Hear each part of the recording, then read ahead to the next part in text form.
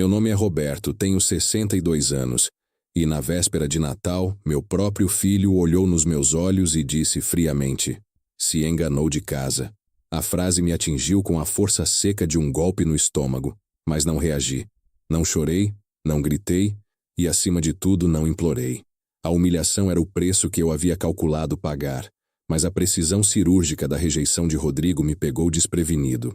Eu havia chegado ao interior de Minas Gerais, aterrissando naquela pequena cidade onde a brisa noturna carregava o cheiro de café passado e terra molhada, e aonde as luzes de Natal pareciam brilhar mais intensamente do que em qualquer metrópole.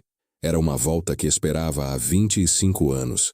25 anos vivendo em outra realidade, tentando esquecer que Fátima e meu filho existiam, apenas para descobrir que a memória, como uma dívida antiga, sempre vence. A fachada da casa, pintada de um amarelo claro desbotado, que eu me lembrava de ter escolhido pessoalmente, estava idêntica. Uma única guirlanda, simples, pendia na porta de madeira maciça. Parei o carro alugado a uns 50 metros, desci e caminhei devagar, sentindo cada centímetro do asfalto rachado sob meus sapatos de couro. Eu havia praticado aquele momento em minha cabeça centenas de vezes. O que diria? Como Fátima reagiria? O que Rodrigo ou Adriana, se tivesse sido menina, mas era Rodrigo, meu filho, pensaria? Toquei a campainha. Não a apertei com impaciência. Apenas encostei o dedo, dando tempo para que o som preenchesse a sala. A porta se abriu. Rodrigo estava ali. Ele tinha os olhos de Fátima, mas a postura era a minha, rígida e alta. Ele não estava mais com os 3 ou 4 anos que eu lembrava. Era um homem feito, talvez na casa dos 30. Ele me olhou, primeiro com confusão, depois com um reconhecimento gélido quase imediato. O cheiro de peru assando flutuou da cozinha. Havia música tocando, um clássico sertanejo que Fátima adorava. Meu coração parecia querer explodir o peito, mas eu forcei a voz a sair calma. Meu filho, ele não sorriu, não fez menção de se mover. Cruzou os braços sobre a camiseta social engomada. A luz da varanda caía sobre seu rosto, revelando uma linha dura na mandíbula. "O senhor está procurando alguém?" A voz dele era controlada, polida. "Sou eu, Roberto, seu pai." O silêncio que se seguiu não durou mais que 3 segundos, mas me pareceu uma eternidade esmagadora. Ele olhou para além de mim, para o carro na rua, para a noite. Seus olhos voltaram aos meus e a resposta veio rápida, sem hesitação, sem emoção. Se enganou de casa. A negação não era uma pergunta, era uma declaração de fato. Não havia ódio, o que era pior. Havia apenas uma indiferença formal, como se eu fosse um vendedor de enciclopédias ou um vizinho desconhecido. Respirei fundo, sentindo o peso de 25 anos não resolvidos. Assenti levemente. Sabia que, naquele momento, qualquer súplica ou tentativa de explicação seria combustível para o desprezo. O plano dependia da minha discrição. Eu não vim aqui para ser aceito, ainda não. Entendi. Desculpe o engano. Murmurei, recuando. Rodrigo fechou a porta lentamente. Não a bateu. O clique da tranca foi o meu ponto final naquela conversa. Virei e caminhei de volta ao carro. As luzes de Natal na rua pareciam zombar do meu fracasso. Dirigi sem rumo por alguns minutos, até encontrar a única pousada que ficava na parte mais afastada da cidade, quase na estrada que levava à capital. Uma pensão simples, sem estrelas ou conforto, que anunciava quartos limpos por um preço irrisório. Não queria um hotel elegante, queria anonimato. Instalei-me no quarto 12, que dava para os fundos. O colchão era fino, e o abajur, de luz amarelada, tremia levemente. Eu descarreguei uma única mala de viagem, pesada demais para o pouco que continha. Em vez de desmoronar, tomei um banho frio e vesti roupas escuras. O frio da noite mineira me revigorou. Não era hora de fraqueza. Peguei as chaves do carro e dirigi de volta à vizinhança de Fátima. Estacionei na rua paralela, onde a escuridão era total e onde a vista da casa era perfeita, protegida por um grande pé de manga. Fiquei ali por horas, sentado no banco do motorista, vendo a festa através das janelas iluminadas. Vi sombras se movendo. Vi a rotina imóvel da vida que eu havia abandonado. O Natal era o auge da felicidade familiar, e eu era o fantasma na espreita, o intruso que havia sido despachado como lixo reciclado. Olhei para o relógio. Quase meia-noite. O silêncio na minha cabine era opressor, quebrado apenas pelo meu próprio respirar. Abri a pesada mala no banco do passageiro. O que havia ali não eram presentes, nem roupas. Havia uma pasta de couro preta, gasta nas bordas, e dentro dela, documentos cuidadosamente organizados. Eu não voltei para o interior de Minas para pedir perdão ou reconquistar uma família que me negava. Voltei para reaver o que era meu. Tirei um maço de notas contando-as lentamente. Eram 10.000 reais em espécie, uma pequena fração do custo daquela viagem. Depois peguei um cartão de visita profissional. O nome impresso com uma letra dourada e sóbria era Dr. Ricardo, advogado. O silêncio do meu filho não era o fim. Era apenas o primeiro passo de um jogo que eu pretendia vencer. E eu tinha exatamente 11 dias para iniciar a segunda fase do meu plano. Eu não seria mais o pai rejeitado. Seria a tempestade que eles jamais viram chegar. A tempestade que eu pretendia ser exigia uma preparação minuciosa. Durante os 11 dias seguintes ao Natal, antes de acionar o Dr. Ricardo, mergulhei no anonimato opressor do interior de Minas. Eu me tornei um fantasma na minha cidade natal. Minha rotina era uma penitência. Acordava na pequena pousada antes do sol e ia à única padaria decente da cidade, a Pão de Mel. Pedia um café coado, forte e adocicado demais, e sentava-me à mesa do canto, fingindo ler os jornais locais que noticiavam o calor e a seca. Eu observava as pessoas, buscando reconhecimento, mas encontrando apenas a cortesia reservada dos mineiros para com estranhos. A Pão de Mel ficava a uns 10 quarteirões da Casa Amarela desbotada, uma distância segura o suficiente para não levantar suspeitas, mas próxima o bastante para me permitir caminhar pela vizinhança, sem parecer que eu estava rondando. Eu precisava entender o novo ritmo da vida que abandonei 25 anos antes. Rodrigo, meu filho, era um relógio. Saía todos os dias pontualmente às 7h15, de carro, vestindo invariavelmente uma camisa de manga comprida passada. O que ele fazia? Eu não sabia ainda, mas a regularidade metódica era um alívio. Mostrava a estabilidade, a base perfeita para o que eu planejava derrubar. A visão da casa era uma constante tortura e uma necessidade. Eu passava horas em uma praça abandonada, 2 quarteirões atrás, fingindo estar imerso em um livro. Dali, eu podia ver o portão lateral e, ocasionalmente, a figura de Fátima. Vê-la era como receber um soco silencioso. Ela estava mais velha, claro. Os cabelos grisalhos ao redor das têmporas eram a prova do tempo que eu perdi. Mas o modo como ela cuidava das petúnias na varanda, o jeito lento e cuidadoso com que secava a roupa no varal, eram movimentos familiares. Movimentos de uma mulher que construiu uma vida que eu havia prometido construir com ela e que falhei em sustentar. As pessoas veem meu abandono como covardia, e talvez fosse. Mas ninguém, nem Fátima, nem Rodrigo, jamais soube do sacrifício real. Eu não fugi por luxúria ou tédio. Eu fugi para proteger. Lembro-me daquele ano antes de ir embora, quando a ameaça de falência pairava sobre nossa pequena empresa de secos e molhados. A dívida que nos esmagava, os agiotas rondando a casa, a segurança de Fátima e do pequeno Rodrigo, que tinha apenas 3 anos e meio com aquele sorriso que iluminava o mundo, em risco.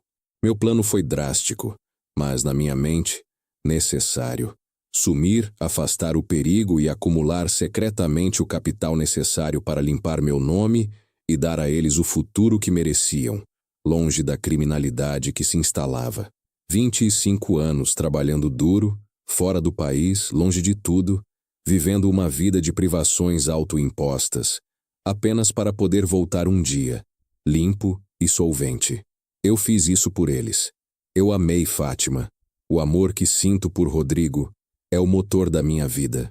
A negação dele, o se enganou de casa, ecoava não como rejeição ao pai, mas como o repúdio ao fantasma que ele pensava que eu era. Ele não sabia de nada, mas havia algo mais na rotina da Casa Amarela.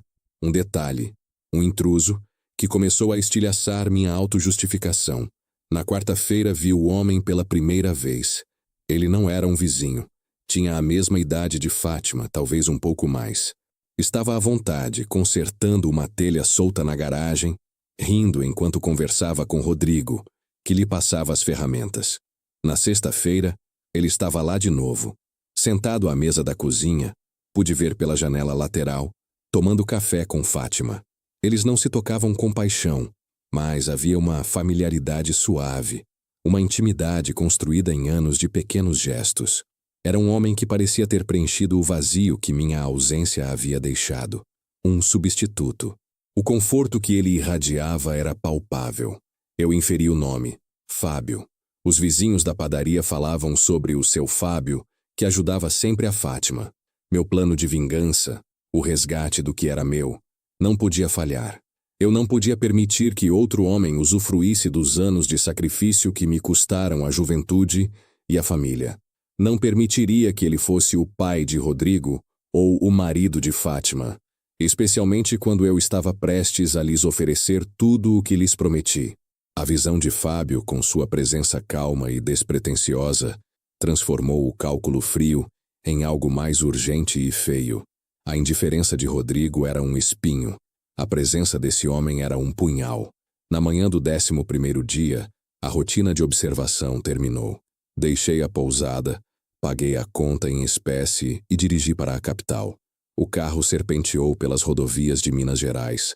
Eu não voltaria a ver aquela pequena cidade até o momento em que a lei me autorizasse.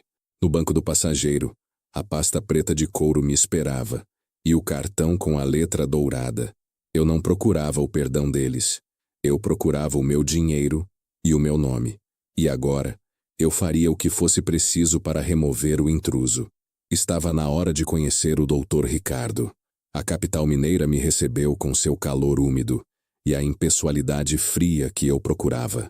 O Dr. Ricardo mantinha um escritório no 12º andar de um prédio envidraçado no centro. Não era um lugar para sentimentalismos. Ricardo era exatamente como eu me lembrava do nosso contato por videoconferência. Um homem alto, de terno cinza claro, com uma calma estudada. Seus olhos, contudo, eram de um profissional que já viu de tudo. Ele não perguntou onde eu estive durante os 25 anos, nem por que eu estava voltando agora. Ele só perguntou sobre os documentos. Coloquei a pasta preta sobre a mesa de mogno lustrada. Os documentos eram a prova de uma vida inteira de trabalho em construção civil, uma sucessão de investimentos e a lavagem final dos ativos que eu havia acumulado no exterior. Eu estava limpo. E estava rico. Muito mais do que jamais teria sido com a pequena empresa de secos e molhados no interior. Seu Roberto, disse Ricardo, deslizando a mão sobre os papéis. O processo de dissolução de sociedade e reativação da posse dos bens deixados em Minas Gerais será complexo, mas juridicamente sólido. Temos provas de que o capital inicial para a empresa que sua esposa administra hoje era seu, e que as dívidas que o forçaram a sair foram salvas, posteriormente, com fundos que você agora pode comprovar. Não me importa o dinheiro. Menti. Na verdade, me importava, mas o que eu queria desesperadamente era a ferramenta para reabrir a porta que Rodrigo havia fechado. Quero que eles entendam o sacrifício. Quero que vejam que não fui um covarde. Ricardo assentiu, mas seu olhar era cético. A lei não se importa com sacrifícios pessoais, apenas com contratos e propriedades. Se você quer o lado pessoal da história, teremos que montar um dossiê robusto. Eu aproveitei o gancho. E sobre o outro homem, Fábio, consegue informações sobre ele? O que ele faz, onde mora, há quanto tempo está na vida de Fátima? O advogado fez uma anotação em uma caderneta de couro. A contratação de um investigador particular foi imediata, discreta e cara, mais R$ 10.000. Deixei o escritório sentindo-me mais leve e ao mesmo tempo mais sujo. A lei era um bisturi que eu estava usando para retalhar a vida que minha ausência havia permitido florescer. Passei os dias seguintes em um apartamento alugado no centro, um cubículo impessoal onde a única janela dava para um pátio interno barulhento.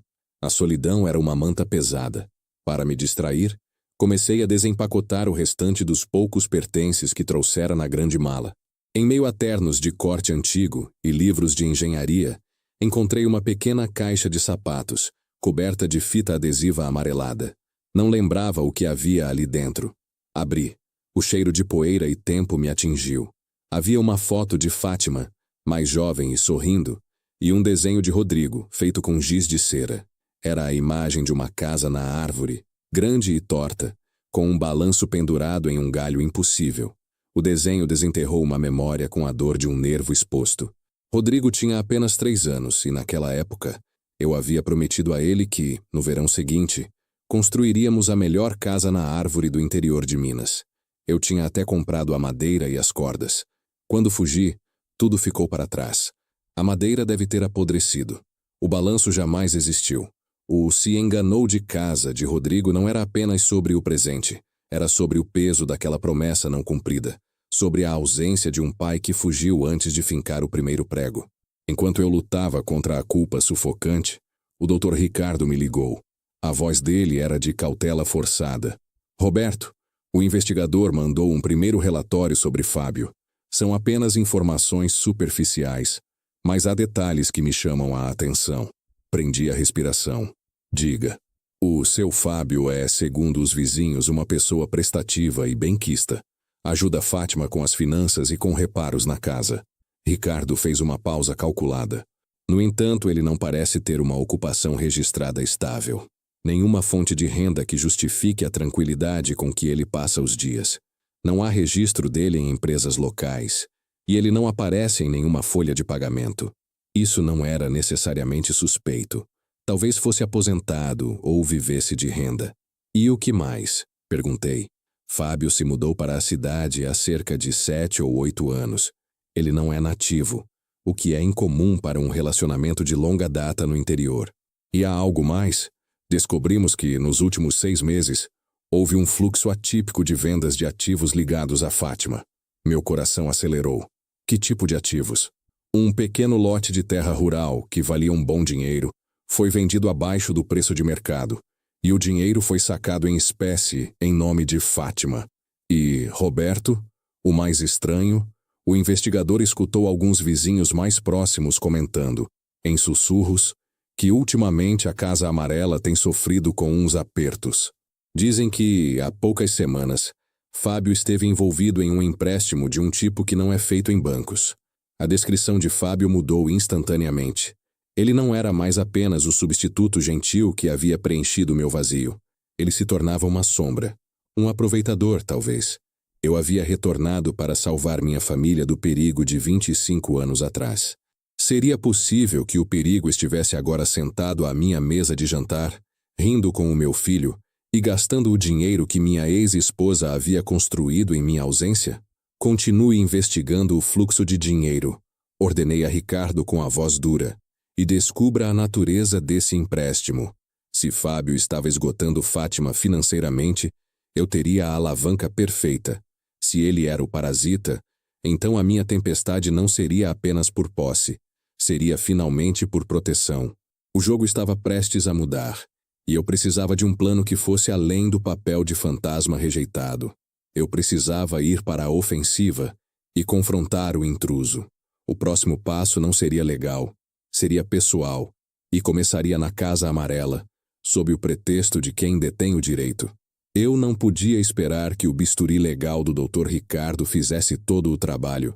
Se Fábio era de fato um predador, agindo nas sombras de um empréstimo suspeito, o tempo era um luxo que Fátima e Rodrigo não tinham. O jogo havia mudado de posse para proteção. Voltei ao interior de Minas, uma semana depois, não mais como o turista fantasma da pousada, mas com um pretexto sólido. Paguei em dinheiro vivo um aluguel adiantado de 6 meses por um pequeno galpão abandonado na mesma rua de Fátima, a apenas 4 casas de distância. O lugar havia sido, décadas atrás, um ateliê de fotografia e, mais recentemente, um depósito de materiais de construção. Era escuro, empoeirado e cheirava a mofo e desuso. Ao proprietário idoso, que mal conseguia subir os degraus de acesso, expliquei que era um fotógrafo aposentado, procurando um lugar tranquilo para digitalizar negativos antigos e tirar algumas fotos da arquitetura local. Ele acreditou, ou fingiu acreditar, aceitando as notas de dinheiro com uma facilidade que beirava a cumplicidade. O galpão tinha uma única janela grande de frente para a rua, perfeita para a minha farsa. Montei um tripé imponente e uma câmera analógica de médio formato, visível para quem passasse, mas que eu mal usava. Minha verdadeira ferramenta era uma lente telefoto discreta acoplada a uma câmera digital, escondida atrás de uma cortina de tecido pesado. Eu me tornei a sombra permanente na rua, o vizinho esquisito que só tira foto de calçada, mas que não incomodava ninguém. A rotina era esgotante. Eu passava 12, 14 horas ali, bebendo café frio e olhando através da lente esperando. O plano era simples: documentar o esquema de Fábio se é que ele existia. Mas a realidade através da lente era sempre mais suave e mais dolorosa do que eu esperava. Eu via Fábio cortando a grama, com a mesma camiseta branca de sempre.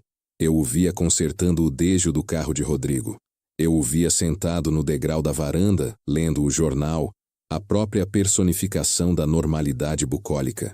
E todas as fotos que eu tirava, na minha tentativa de registrar a rua e parecer inofensivo, eram, sem exceção, dominadas pela Casa Amarela. Todas as minhas composições falhavam. O foco, o centro da minha visão, era sempre a porta onde meu filho havia me despachado. A casa era meu ponto cego emocional e meu único foco prático. 2 dias se passaram sem nada de incriminador. Apenas a paz que eu havia perdido e que Fábio havia encontrado. O medo de que eu estivesse errado, de que Fábio fosse genuinamente um bom homem e eu o único parasita na história, começou a me roer. No 3º dia, a vigilância me deu o primeiro choque de realidade que confirmou a urgência. Era uma noite de terça-feira, pouco depois das 10. A cidade dormia e o silêncio era tão denso que eu podia ouvir o zumbido dos insetos. Fátima e Rodrigo haviam apagado as luzes da sala. Eu estava prestes a guardar o equipamento, quando um carro preto, grande e antigo, com os vidros escuros, parou na esquina, a uns 50 metros da Casa Amarela. Não era um carro comum na cidade. Tinha o ar de algo que vinha de longe, um predador silencioso. A porta do motorista se abriu e saiu um homem que parecia ter sido esculpido em granito. Grande, vestindo uma jaqueta escura, ele não olhava para os lados. A luz amarelada do poste não alcançava bem seu rosto, mas a postura era de autoridade brutal. Meu coração começou a bater descompassado. Uma velha familiaridade com o pavor me invadindo. 25 anos haviam se passado, mas o cheiro da ameaça, o tipo de ameaça que me fez fugir daquela cidade, era inconfundível. O homem de jaqueta caminhou lentamente até o portão da Casa Amarela. Não tocou a campainha. Bateu 3 vezes secas na porta. A porta se abriu quase imediatamente, como se o toque fosse esperado. Era Fábio. Ele parecia pálido. A familiaridade despretensiosa que eu havia documentado nos últimos dias havia desaparecido, substituída por uma tensão palpável. Eles não trocaram saudações. O homem de jaqueta não entrou, nem Fábio saiu totalmente. Eles ficaram no vão da porta, e o que se seguiu foi uma troca rápida e silenciosa que minha lente mal podia captar. Fábio enfiou a mão no bolso da calça e puxou um envelope pardo. Entregou ao homem. O gigante pegou o envelope, pesou-o na mão, e então, em um movimento rápido e desproporcional, o arremessou de volta na cara de Fábio. O envelope caiu no chão de cimento da varanda. Fábio recuou um passo, a humilhação evidente mesmo àquela distância. O homem de jaqueta falou, e embora eu não pudesse discernir as palavras, o tom era cortante, alto o suficiente para quebrar o silêncio da noite. Era um tom de aviso final. Me lembrei dos agiotas que rondavam minha antiga empresa, 25 anos antes. Aquele tom era a música da cobrança. Fábio, curvado, começou a pegar as notas que escorriam do envelope rasgado no chão. Enquanto se abaixava, o agiota ergueu a bota de couro pesado e a plantou com força sobre o punho de Fábio, impedindo-o de terminar a coleta. Fábio soltou um gemido abafado. O agiota finalmente tirou o pé, deu meia volta sem olhar para trás e caminhou em direção ao carro preto, entrando e sumindo na escuridão da rua. Fábio ficou na porta por quase 1 minuto, imobilizado, recolhendo as poucas notas que sobraram, massageando o pulso. Então, ele entrou e fechou a porta lentamente, o clique da tranca sendo audível até o meu esconderijo. Eu baixei a câmera sentindo o suor frio na testa. Não era apenas dinheiro, era ameaça física. Fábio não era um aproveitador casual. Ele estava mergulhado em algo profundo e perigoso. E o pior, ele estava usando a casa de Fátima como o ponto de encontro. Isso significava que o perigo que eu pensei ter afastado 25 anos atrás estava agora literalmente à porta da minha família. Eu havia retornado para salvar o meu nome e reaver o meu capital. Mas agora, eu estava em uma corrida contra o tempo para salvar Fátima e Rodrigo de um tipo de violência que o Dr. Ricardo não poderia resolver com uma petição judicial. Eu tinha que agir. E rápido. E a única maneira de tirar Fábio do caminho era confrontá-lo na esfera em que ele achava que tinha domínio. A Casa Amarela. O próximo passo não seria mais observação. Seria a quebra total do silêncio. Eu precisava de um pretexto inquestionável. E eu o tinha. Amanhã eu iria forçar minha entrada de forma legal. E Fábio não poderia me expulsar. Eu voltaria àquela porta. Mas desta vez, eu não pediria licença. Eu exigiria. O clique da tranca me deixou em estado de alerta febril. A familiaridade da violência, aquele cheiro de problema que eu pensei ter eliminado da minha vida, me fez reviver 25 anos em um instante. Eu não podia mais esperar. A legalidade era a armadura, mas a intervenção precisava ser tática e imediata. Na manhã seguinte, a cidade acordou sob um véu cinzento. Uma chuva fina e persistente caía sobre o telhado do galpão, transformando a rua em um espelho opaco. Guardei a câmera, sentindo o corpo moído pela noite de vigilância. Eu estava psicologicamente exausto, mas a adrenalina impedia o descanso. Decidi que precisava sair para respirar ar fresco e, mais importante, para manter a fachada. Se eu passasse o tempo todo trancado no galpão, o vizinho idoso ou os moradores mais curiosos acabariam desconfiando do fotógrafo, que não fotografava nada. Vesti uma jaqueta impermeável, peguei uma pequena sacola vazia e dirigi-me a pé ao pequeno mercado municipal, a poucas quadras de distância. O mercado era um centro de rumores, o local perfeito para entender o pulso da cidade e, talvez, ouvir alguma coisa sobre Fábio ou o misterioso empréstimo. O cheiro de hortelã e queijo Minas me atingiu na entrada. As pessoas conversavam em voz baixa, os passos amortecidos pelo piso molhado. Eu tentava passar por um morador comum, mas sentia os olhares. Os vizinhos haviam me mapeado como o forasteiro estranho que alugou o galpão abandonado. Eu era o assunto não dito da rua. Caminhei pelas bancas de frutas, fingindo interesse por mangas, quando a vi. Fátima estava de costas para mim, parada na seção de laticínios, discutindo o preço de um queijo fresco com o vendedor. Ela usava um casaco simples, mas bem cuidado, de cor creme. Seus movimentos eram práticos, eficientes. A forma como ela tocava a testa, removendo um fio de cabelo molhado, acendeu uma corrente elétrica dolorosa na minha memória. Congelei. Não havia preparo para aquele encontro. A rejeição de Rodrigo foi calculada. A humilhação na porta foi esperada. Mas ver Fátima em sua rotina, tão perto, sob aquela luz crua, era desarmante. Eu tentei dar meia volta, voltar para as frutas, mas já era tarde. Ela se virou com a sacola de compras na mão, e seus olhos encontraram os meus. Não houve o choque de horror que eu temia. Não houve a explosão de raiva que eu merecia. Houve apenas um reconhecimento lento, seguido por uma contenção absoluta, quase acadêmica. O leve sorriso que ela havia dirigido ao vendedor se apagou. Ela me olhou por cerca de 5 segundos, tempo suficiente para que a chuva lá fora, o cheiro de queijo e a respiração pesada parassem de existir para mim.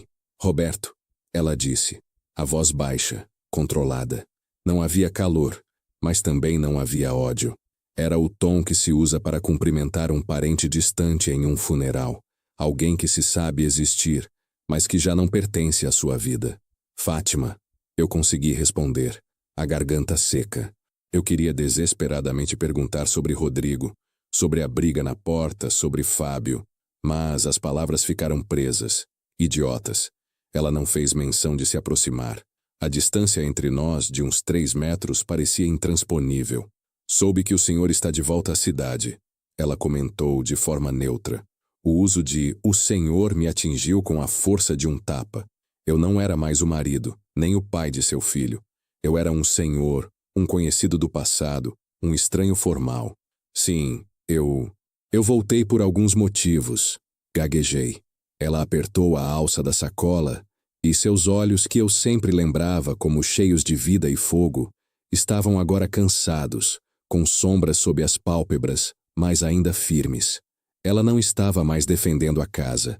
Ela estava apenas constatando um fato incômodo. 25 anos é muito tempo, Roberto, ela disse, com a suavidade letal da resignação. A vida continuou. Não há nada para reaver aqui, a não ser talvez a paz que levamos anos para reconstruir. Eu tentei apelar para o sacrifício que havia feito. Eu sei que parece. Ela me interrompeu, não rudemente, mas com uma autoridade calma que nunca havia demonstrado na juventude. Não me importa o que parece, Roberto. Importa o que foi. Você escolheu um caminho, e nós fomos obrigados a escolher o nosso. E nós ficamos bem. Rodrigo está bem. Eu estou bem. O silêncio dela sobre Fábio era ensurdecedor. Ela me negava até mesmo a honra da confrontação.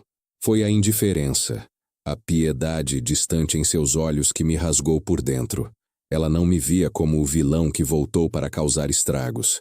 Ela me via como um homem velho e patético, tentando desesperadamente se encaixar em uma moldura onde ele não cabia mais. Eu entendo, murmurei, sentindo-me encolher. A humilhação de Rodrigo havia sido dolorosa. A de Fátima era esmagadora. Ela apenas assentiu, um movimento breve e final. Então, espero que o senhor encontre o que está procurando. Mas, por favor, não procure na nossa casa. Ela pediu, com o tom de quem fala com uma criança travessa. Ela se virou, retomou o caminho para o caixa e desapareceu na pequena multidão do mercado, deixando-me sozinho entre os cheiros de pimenta e hortelã. Voltei ao galpão imediatamente. A sacola de compras ainda vazia na minha mão. O encontro com Fátima havia pulverizado qualquer vestígio de autojustificação. O sacrifício não importava. O que importava era que eu havia perdido a luta. A perda não era material, era emocional. Mas a visão de Fábio sob a bota do agiota me deu um novo fôlego. Fátima podia me rejeitar, mas ela estava em perigo. Eu tinha a obrigação de protegê-los, mesmo que fosse forçada. Liguei para o Dr. Ricardo, tremendo levemente. A chuva castigava a janela embaçada do galpão. Dr. Ricardo, acelere tudo, ordenei, minha voz rouca de cansaço e frustração. Não podemos mais esperar. Preciso da notificação legal de reativação da posse da empresa e dos bens ainda esta semana. Use a cláusula de urgência. Envie a notificação por oficial de justiça e garanta que o receptor seja Fátima. O advogado, habituado ao meu tom urgente, perguntou: e o que eu digo se ela ligar pedindo para entender a situação? Eu fechei os olhos, lembrando-me do olhar de piedade de Fátima. Diga a ela que a lei está sendo aplicada. Diga que é uma questão de direitos e de capital, e que eu voltarei para reivindicar o que é meu. E, Ricardo, envie uma cópia para o endereço residencial. Certifique-se de que o Fábio também saiba. Era o meu pretexto inquestionável. Eu usaria a lei como ariete, não para reaver o dinheiro, mas para derrubar a porta.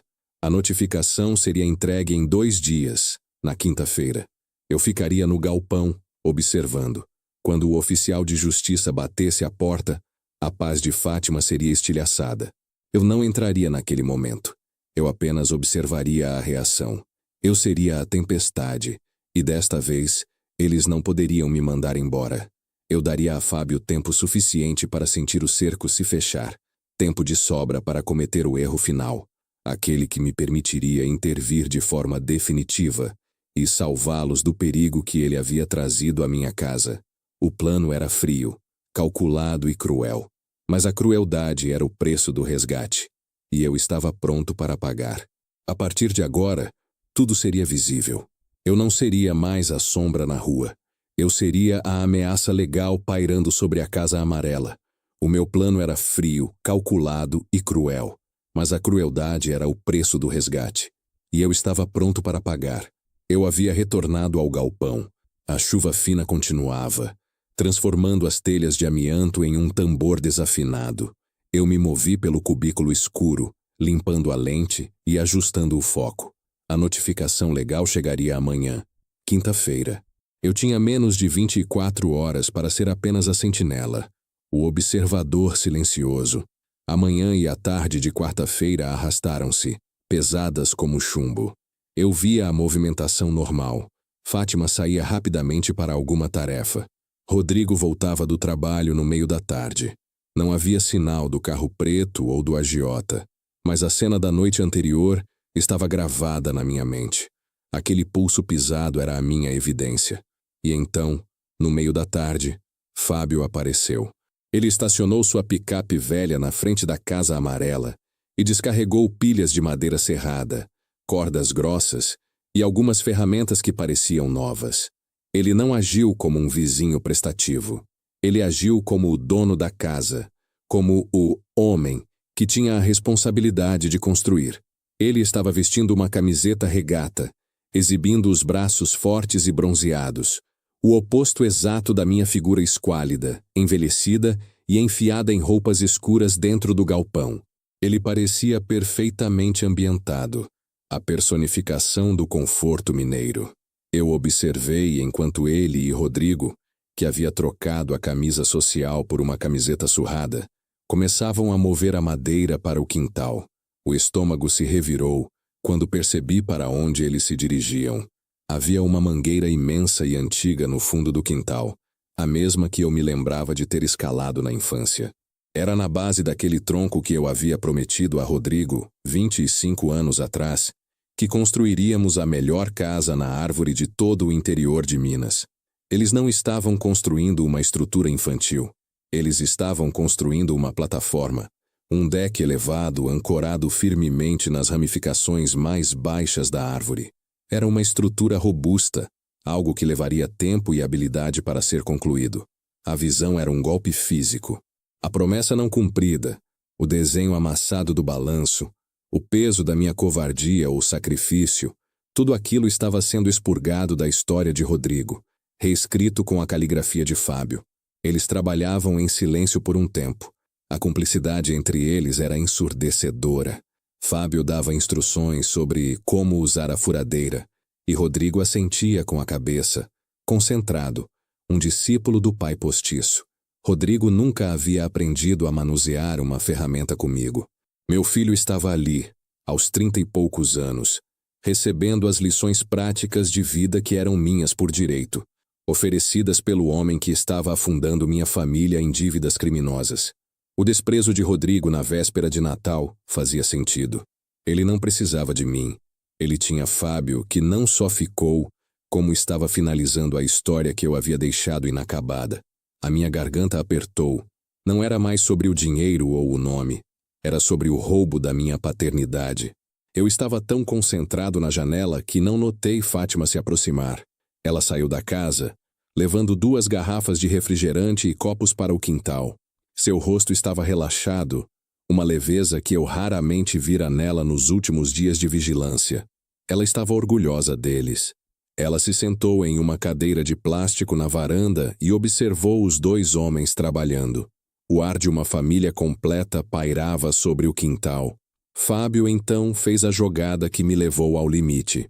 Ele subiu na base da plataforma incompleta, equilibrando-se com facilidade. Olhou para Fátima, que riu baixinho, e depois para Rodrigo, que prendia uma viga. Ele sorriu. Não um sorriso casual, um sorriso triunfante, que só alguém que sabe que está sendo observado faz. Lentamente Fábio virou a cabeça. Seu olhar não foi para o céu ou para a rua. Ele procurou ativamente a janela do galpão, 4 casas abaixo. Nossos olhares se encontraram. O vidro embaçado da minha câmera, a escuridão do meu esconderijo eram inúteis. Ele sabia que eu estava lá, observando cada movimento. Ele estava me desafiando. Em vez de desviar, Fábio me sustentou o olhar por um momento, e o sorriso se alargou, transformando-se em escárnio puro. Então, Ele ergueu o martelo pesado que tinha na mão e deu uma batida longa e firme no prego que fixava a viga principal da plataforma. Tum! O som seco do martelo ecoou na rua molhada, e para mim, foi o som da pá de terra sendo jogada sobre o meu caixão. Era ele fincando o prego, construindo a casa na árvore, selando o meu destino como o pai ausente e falho. A humilhação era insuportável. Eu era o fantasma que assistia à sua própria substituição. Meu corpo tremeu com uma raiva fria e visceral. Eu quis arrebentar a porta do galpão, correr aqueles poucos metros e gritar: "Essa é a minha casa. Aquele é o meu filho. Esse é o meu prego que você está batendo." Mas não me mexi. Minha força estava na minha paciência e, mais importante, na lei. Se eu agisse agora, seria apenas o ex-marido ciumento invadindo a propriedade. Fábio venceria no braço. Eu precisava vencer na justiça para expor o seu perigo. No entanto, Fábio estava satisfeito. Ele sabia que havia vencido a batalha do dia, a batalha psicológica. Ele desceu da plataforma, pegou uma garrafa de refrigerante que Fátima havia trazido e brindou com Rodrigo. Um gesto casual de intimidade que queimou meus olhos. Eu observei até a escuridão da noite engolir a casa amarela e o esqueleto da casa na árvore. Não consegui comer, nem descansar. Eu andava de um lado para o outro no galpão, remoendo o som daquele martelo. Na manhã de quinta-feira, acordei antes do sol, febril. Hoje era o dia em que a lei faria a primeira batida na porta, o dia em que o meu retorno deixaria de ser uma piada pessoal entre Fátima e Rodrigo e se tornaria uma ameaça legal. Eu estava com a câmera pronta. Precisava capturar o momento, a reação de Fábio ao receber a notificação, a prova de que ele sabia que o cerco estava se fechando. Às 10 horas, o sol finalmente rompeu as nuvens, deixando a rua ainda mais silenciosa. Eu já havia visto Rodrigo sair para o trabalho, pontualmente. Apenas Fátima e provavelmente Fábio estavam em casa. Eu estava prestes a pegar a pasta com a cópia dos documentos que Ricardo enviaria, apenas para ter em mãos, quando ouvi o carro. Não era o carro preto do agiota. Era um Fiat Uno branco, com o símbolo da prefeitura municipal colado na porta. Um oficial de justiça não usaria um carro oficial para entregar uma petição privada, mas o veículo diminuto parou exatamente na frente da casa amarela. Um homem magro de terno e com uma pasta volumosa desceu do carro, caminhou até a porta e tocou a campainha. Meu coração martelou contra as costelas. Era o momento. A tempestade estava chegando. A porta se abriu. Fátima atendeu. Ela estava vestida com roupas de casa e parecia confusa ao ver o homem formal. O homem falou, gesticulando para a pasta. Eu sabia que ele estava explicando a natureza da notificação. Uma reivindicação de posse e dissolução de sociedade. Fátima ouviu, imóvel. Eu esperava choque, raiva, desespero. Eu esperava a quebra do seu controle. Em vez disso, ela estendeu a mão para a pilha de papéis que o homem segurava. E então, ela fez algo que estava totalmente fora do meu cálculo. Ela não aceitou a notificação, nem a rejeitou. Ela pegou a pasta, olhou para o documento principal e, com uma calma que era mais assustadora do que qualquer grito, ela rasgou o papel ao meio, lenta e deliberadamente. O rasgo fez um som seco e final. O oficial de justiça ficou parado, atônito. Fátima devolveu os pedaços rasgados ao homem. "Diga ao Dr. Ricardo", ela disse, a voz clara e forte, audível até meu esconderijo por causa da quietude da manhã, "que eu sei quem está por trás disso. E diga ao Roberto que a única coisa que ele vai reaver nesta casa é o silêncio que ele levou com ele, e que se ele tocar novamente na paz do meu filho com esses papéis, eu o denuncio por assédio. Ele não existe mais para nós." Ela fechou a porta com um clique decisivo. O funcionário, visivelmente abalado, recolheu os pedaços de papel do chão da varanda, entrou no carro e acelerou, deixando para trás apenas o silêncio violento. Eu baixei a câmera, as mãos tremendo. A lei, o meu ariete, havia se quebrado na primeira investida. O poder do meu capital havia sido transformado em migalhas na porta da minha casa. Eu não era mais a ameaça legal. Eu era, aos olhos dela, apenas um assediador patético. A notificação falhou. A humilhação de Fábio foi simbólica. A de Fátima era total e pública. Eu havia subestimado a força da sua raiva silenciada, mas eu havia forçado a situação. Fábio sabia que eu estava vindo. Fátima sabia. E agora, sabendo que a lei havia falhado, eu tinha que mudar o jogo. A paciência acabara. Eu precisava de uma entrada. Eu precisava de uma razão que superasse o desprezo de Fátima. Eu precisava de uma crise. E a crise estava do lado de dentro, no pulso pisado de Fábio e nas notas que escorriam do envelope. Naquela mesma tarde, liguei novamente para Ricardo. Minha voz já não era a de um cliente. Era a de um homem desesperado. Doutor Ricardo, eu disse sem rodeios. Não vamos mais esperar. Mude o foco. Quero um levantamento imediato sobre o empréstimo que Fábio contraiu. Não me importa se é agiotagem. Quero os nomes dos envolvidos. Eu preciso saber de quem Fábio está fugindo. Ricardo hesitou. Roberto, isso é perigoso. Estaremos entrando no submundo fora da jurisdição civil. Não me importa, rosnei. Se eles estão ameaçando Fátima e Rodrigo, eu não tenho tempo para júris. Eu voltarei amanhã para aquela casa. E se Fábio estiver lá, ele terá que me dizer a verdade. Eu preciso de informações para confrontá-lo, para forçá-lo a sair. Descubra tudo. E faça isso rápido. Desliguei. O cheiro de mofo e desuso no galpão parecia se intensificar. Eu tinha que quebrar o silêncio de Fátima. E só conseguiria isso mostrando a ela que o homem que construía o futuro de seu filho era, na verdade, a ruína que eu havia voltado para impedir. Eu não podia mais ser o fantasma. Eu tinha que ser o salvador. E amanhã, na sexta-feira, eu faria a minha própria notificação sem a chancela da lei e diretamente na presença de Fátima e Fábio. Era tudo ou nada. Eu iria à guerra. Mas primeiro, eu precisava de uma arma de verdade. E Ricardo era a minha única esperança de encontrá-la a tempo. Eu tinha ido à guerra com uma petição. E Fátima havia me respondido com migalhas de papel rasgado. Ela não só rejeitou a minha presença, como rejeitou o meu poder, esfregando na minha cara que, para ela, a lei e o capital não tinham mais peso do que fofocas de vizinhos. Eu era um assediador, um fantasma insistente. Naquela mesma sexta-feira, eu estava de volta ao galpão. Eu precisava da arma que o doutor Ricardo estava forjando. A verdade sobre os agiotas de Fábio. Mas, mais urgentemente, eu precisava de uma entrada emocional. Se eu confrontasse Fábio e o entregasse à polícia, Fátima e Rodrigo poderiam vê-lo como vítima. Ou pior, veriam em mim o homem que destruía novamente a paz que haviam construído. A frieza de Rodrigo, o se enganou de casa, não era apenas fruto da raiva adulta. Era a cristalização de um trauma de criança. Eu precisava entender a história que lhe contaram, ou que ele mesmo construiu, sobre meu abandono. E para isso a vigilância noturna não servia.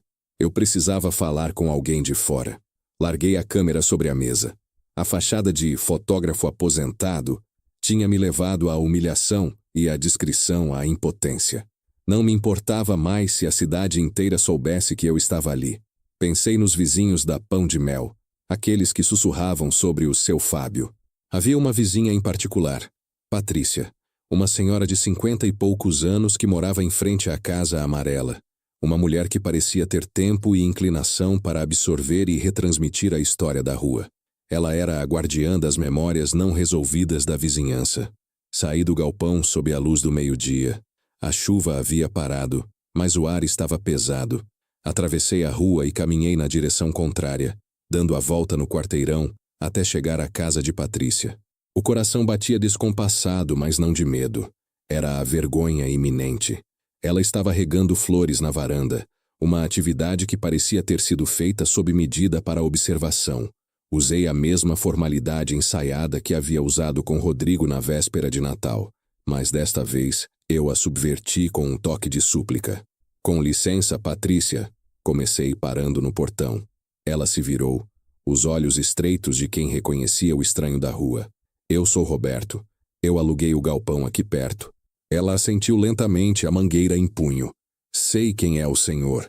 25 anos é muito tempo para se mudar de volta e esperar que ninguém perceba. Engoli em seco. Exatamente. É sobre isso que eu vim falar. Sobre os 25 anos. Ela me convidou a entrar na varanda, longe dos ouvidos da rua. Ela tinha uma expressão cansada, mas não hostil, talvez curiosa. Eu vi o Rodrigo crescer, Roberto. Ela começou cruzando os braços. Desde aquele dia em que a Fátima nos contou que você tinha sumido. Não sumido para morrer, mas sumido para trabalhar longe, sem data para voltar. Ela sempre disse isso para protegê-lo. Eu sei. Eu pedi a ela que contasse essa história, para ele não sentir o peso da dívida. Patrícia balançou a cabeça, um gesto de profunda desaprovação. Você não entendeu nada, Roberto. O problema não foi o que você fez, mas o que você não fez. Você não deixou um bilhete. Você não ligou. Durante meses, Fátima mentia, dizendo que você estava em um lugar sem telefone. Mas mesmo a criança mais boba do mundo percebe quando a mãe chora todo dia sozinha. A dor me atingiu com a força da verdade não dita. Mas eu voltei. Eu estou aqui para explicar. Para dizer a ele que eu fiz isso por eles, para protegê-los dos agiotas. Você acha que Rodrigo se importa com a crise dos secos e molhados de 25 anos atrás? Patrícia riu, um som seco e melancólico. Ele não se importa com a dívida que você resolveu. Ele se importa com a história que ele teve que inventar para si mesmo. Eu senti a necessidade de me apoiar no batente da varanda. Que história! Patrícia aproximou-se, falando em um sussurro tenso. O Rodrigo no começo esperava. Ele passava horas na porta com o desenho da casa na árvore. Eram dias, semanas, e você não veio. A ausência era um buraco, mas o que encheu esse buraco foi o silêncio. Um dia, ele perguntou para Fátima se ele tinha sido um menino mau. Ela perguntou por quê, e ele disse: o pai foi embora porque não gostou de mim. Ele achou um filho novo, melhor e se esqueceu de mim. Essa é a versão dos fatos, Roberto. O ar pareceu evaporar dos meus pulmões. O sacrifício, as privações, o capital acumulado, tudo isso era irrelevante. Na mente de Rodrigo, eu simplesmente o troquei. O que ele precisava, Patrícia continuou, seus olhos cheios de compaixão e pena, era de uma razão. Se você tivesse dito, eu estou com medo e preciso fugir para sobreviver, ele teria entendido a covardia, mas teria entendido que você o amava. Mas o silêncio permitiu que ele construísse a pior narrativa possível. E é por isso que ele disse, se enganou de casa. Ele não odeia o seu passado. Ele odeia o pai que eles inventou para si. Um pai que o abandonou por capricho. A revelação era devastadora. Meu plano de ser o salvador financeiro não funcionaria porque a ferida de Rodrigo era existencial. Ele não precisava de dinheiro. Precisava de um pai que ficasse. Fábio, o construtor de casas na árvore, preencheu esse papel de forma cruelmente perfeita. E Fábio? Perguntei, a voz rouca. Ele ajudou a construir isso? Patrícia hesitou. Fábio chegou a uns 7, 8 anos. Ele foi bom para Fátima, a ajudou com a empresa. E com Rodrigo, ele foi o pai que conserta as coisas. Não sei dizer se ele o encorajou a te odiar, Roberto, mas ele certamente se beneficiou da sua ausência. E sobre o dinheiro? Sobre a venda de terras? A vizinha apertou os lábios, olhando para os lados. Eu não sei de detalhes, Roberto, mas há 1 ano, a Fátima estava muito tranquila. Agora ela está nervosa, no limite. Parece que ele trouxe problemas para ela, não soluções. Ela não merece isso, não depois de tudo o que passou. A informação de Patrícia serviu para me guiar e me esmagar ao mesmo tempo. Eu precisava agir em 2 frentes. Lutar contra a ameaça real, Fábio e os agiotas, e lutar contra a narrativa de abandono que Patrícia acabara de me entregar. Agradeci Patrícia, cambaleando para fora da varanda, de volta ao anonimato opressor da rua. Meu próximo movimento tinha que ser perfeito. A informação de Ricardo seria minha arma. Voltei ao galpão e liguei imediatamente para o advogado. Ricardo, eu disse sem rodeios. Já soube sobre a notificação. Fátima a rasgou. Não importa. O plano mudou. Você encontrou algo sobre os agiotas? O doutor Ricardo não gostava de ser apressado, mas sentiu o desespero na minha voz. Sim, Roberto. Nossos investigadores tiveram sorte na capital. O empréstimo de Fábio foi feito com uma rede de usura conhecida, que atua na zona rural. O nome do credor principal é Valério, e ele tem fama de ser violento. Não usa papelada, mas usa a intimidação como garantia. E o valor? R$ 22.000. E o pior, Fábio usou a empresa de Fátima, aquela que você deixou, como garantia informal. Valério está exigindo o pagamento imediato e já deu um prazo final. Se Fábio não pagar até a próxima semana, eles vão se hospedar na Casa Amarela. R$ 22.000. Uma quantia irrisória para mim, mas uma ameaça de morte para a minha família. Era o pretexto perfeito. Eu não estava voltando para cobrar dívidas antigas, mas para pagar as dívidas dele. Eu preciso dos detalhes do encontro de pagamento. Onde Valério opera? Onde eu posso encontrá-lo? Ricardo, apreensivo, tentou me dissuadir. Roberto, deixe a polícia cuidar disso. Você não pode se envolver nessa esfera. Eu não posso deixar Valério se envolver na vida da minha família. Se a polícia for acionada agora, Valério fará o que for preciso para se vingar antes de ser pego. E Fátima e Rodrigo estarão no meio. Desliguei. O confronto estava marcado. Eu tinha duas tarefas urgentes. Primeiro, encontrar Valério e garantir que o agiota desaparecesse da vida de Fábio, Fátima e Rodrigo. Segundo, confrontar Fábio e expô-lo diante de Fátima e Rodrigo, usando a dívida como prova irrefutável de sua traição. O plano era ir à Casa Amarela naquela mesma noite. A sexta-feira seria o dia do acerto de contas, mas antes de confrontar a minha família, eu tinha um encontro marcado com o perigo. Peguei a chave do carro, abri a pesada mala de viagem. Os R$ 100.000 em notas de 200, o restante do dinheiro que eu havia trazido do exterior, estavam esperando. Eu precisava de apenas 22.000, mas levaria o dobro. O submundo não negociava com cartão. Eu não iria encontrar Valério em um escritório com piso de mogno. Eu iria encontrá-lo no escuro, na mesma escuridão que me fez fugir 25 anos atrás. Eu era o pai que precisava provar seu amor, não com a lei ou com o capital, mas com a coragem que havia lhe faltado na juventude.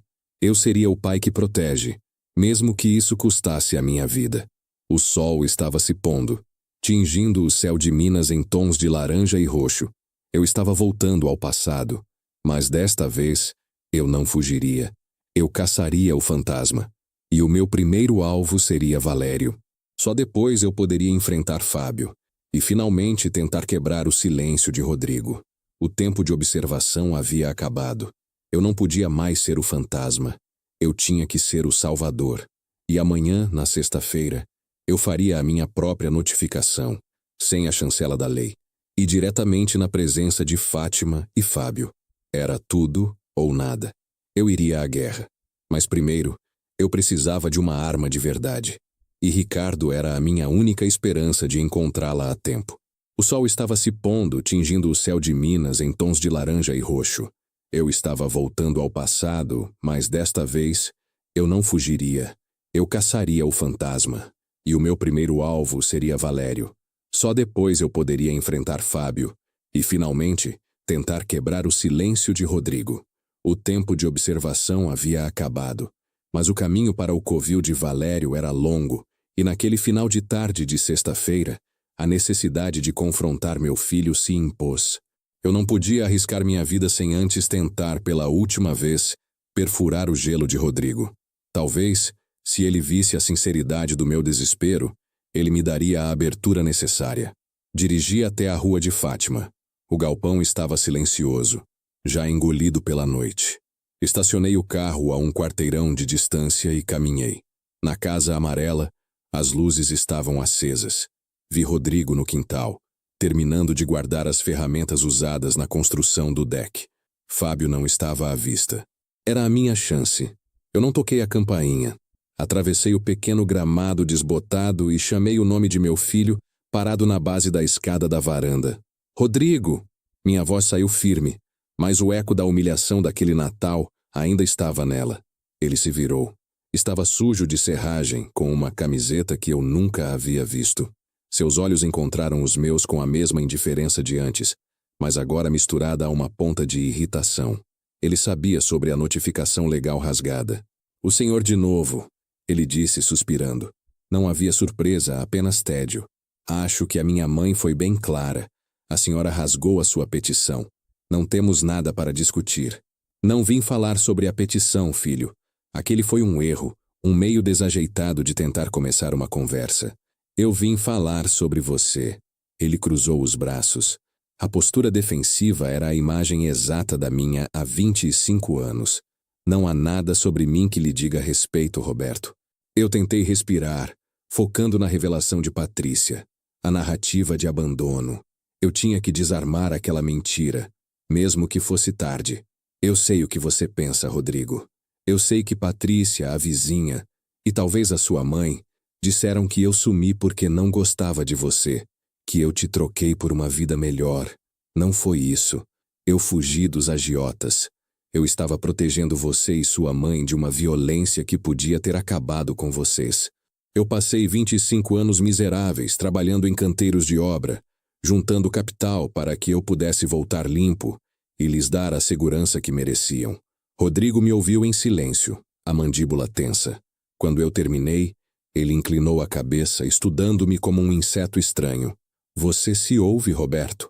Você fala sobre sacrifício e proteção, como se fosse um herói de filme. O problema não é o que você fez em outro país com o seu dinheiro. O problema é que você não estava aqui. Você sabe a dor que é, aos 4 anos, ser o único garoto da vizinhança que não tem um pai para ensinar a amarrar o cadarço? Você sabe o que é a humilhação de ter que inventar para os colegas que seu pai é um espião secreto, porque dizer a verdade, que ele se foi sem se despedir, era insuportável. O tom de Rodrigo era frio, cirúrgico. Eu entendo a sua dor. Não, você não entende. Ele cortou, dando um passo à frente. E não me importa se você foi construir pirâmides. Para mim, a única coisa que importou é que o homem que ficou, que fez a minha mãe rir de novo, que me ensinou a trocar um pneu e que está agora, neste exato momento, construindo a casa na árvore que você prometeu e abandonou. Esse homem é o meu pai. Fábio é quem ficou, quem deu segurança. Você deu dinheiro. Há uma diferença. As palavras me atingiram como balas, não pelo conteúdo, mas pela certeza fria com que foram proferidas. A paternidade havia sido roubada, não por Fábio, mas por minha própria covardia silenciosa. Não há nada para perdoar, Roberto. Ele concluiu, a voz baixa, porque não há mais relacionamento para curar. Você se enganou de casa, se enganou de vida. E eu não sou seu filho. Sou filho da Fátima e eu cresci sem você. Eu cambaleei para trás. A rejeição de Natal era apenas o sintoma. Esta, a rejeição final, era a doença. Eu não venceria na frente emocional. O único caminho era o material. Eu tinha que provar que Fábio era a ameaça. Eu voltarei, eu murmurei, incapaz de desistir. Eu voltarei para salvar vocês do perigo que você não consegue ver. Fábio é a ruína que eu voltei para impedir. Rodrigo apenas soltou uma risada curta e amarga. Pare com o drama, Roberto. Fábio é um homem de bem, diferente de você, que nos abandonou e agora volta para nos ameaçar com advogados. Vá embora. Virei as costas, a derrota pesando em cada passo. Eu não era o salvador. Eu era o vilão que tentava destruir a vida que eles haviam construído sobre minhas ruínas. Mas, enquanto eu chegava à rua, uma ideia repentina e desesperada me assaltou. Se Rodrigo acreditava tanto em Fábio, Fábio estaria escondendo bem as suas tramóias. Eu precisava da prova irrefutável de que Fábio estava defraudando Fátima. A dívida era apenas a ponta do iceberg. Lembrei-me do que Patrícia dissera. Ele trouxe problemas para ela, não soluções. E Ricardo dissera que Fábio usava a empresa como garantia informal. Fátima ainda administrava a pequena empresa de secos e molhados que havíamos começado, embora em escala reduzida. O escritório ficava em um anexo nos fundos da Casa Amarela, um pequeno depósito com uma porta de metal que eu havia instalado pessoalmente antes de fugir. Se Fábio usava a empresa como garantia, a papelada e os registros estariam lá.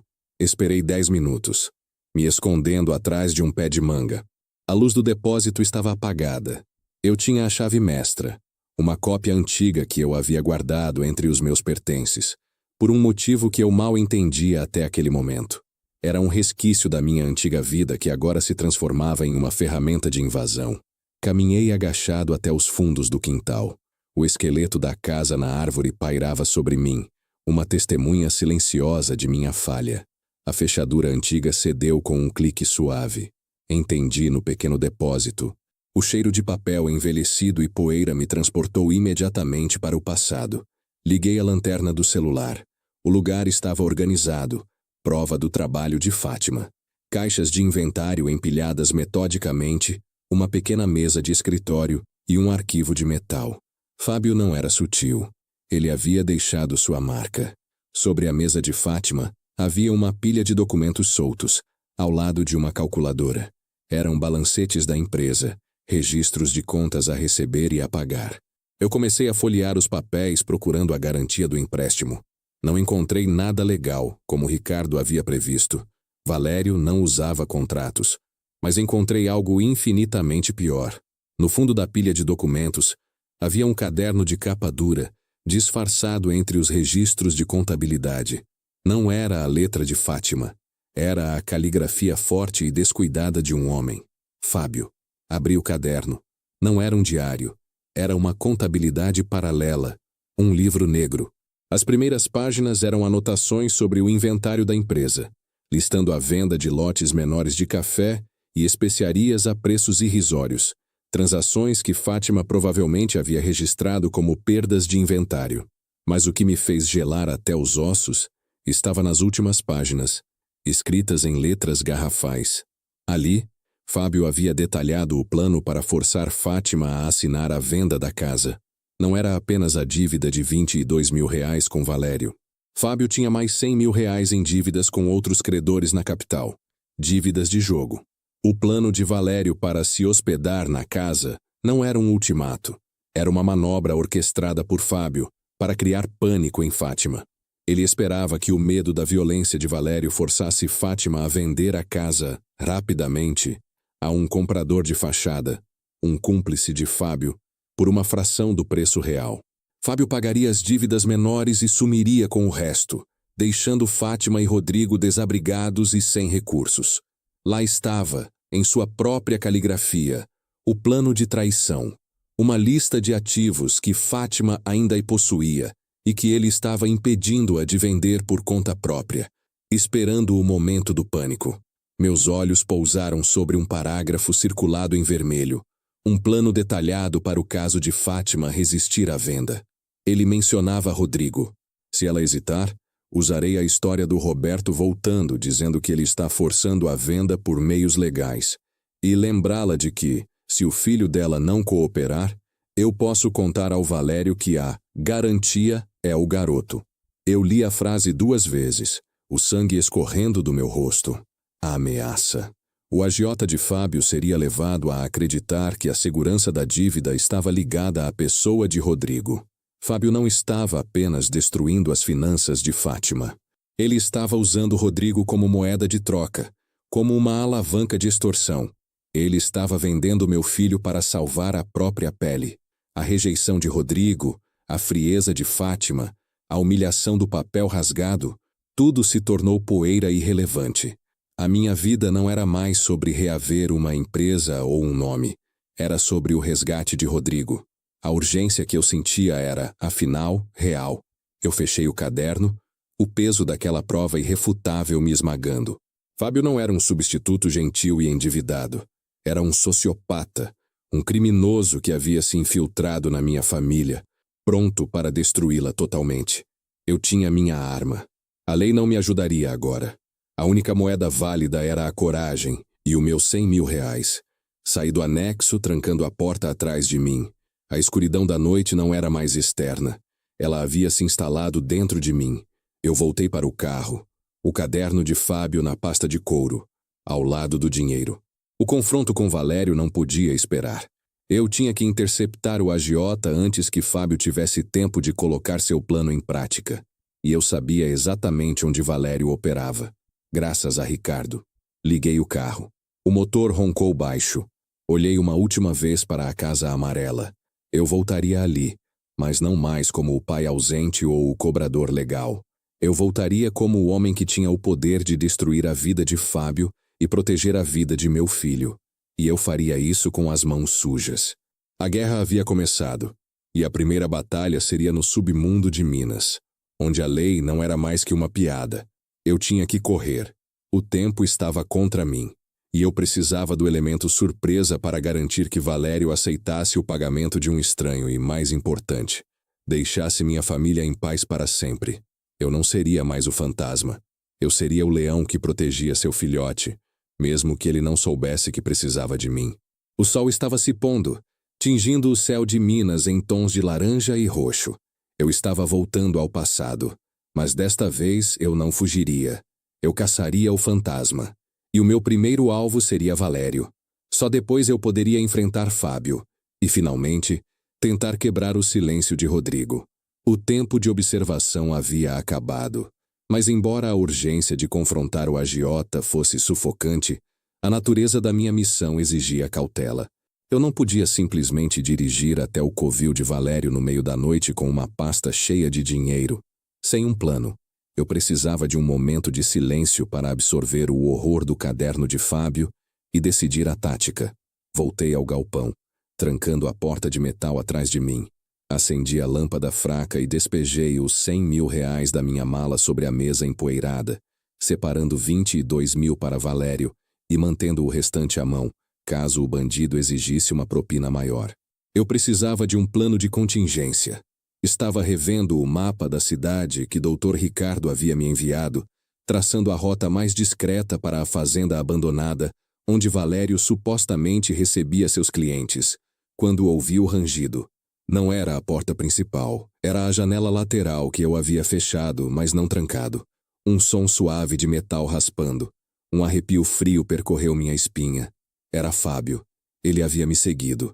Eu peguei o pesado tripé da câmera analógica, a única arma improvisada que eu tinha, e me movi para as sombras, atrás das cortinas escuras que eu usava para esconder a vigilância.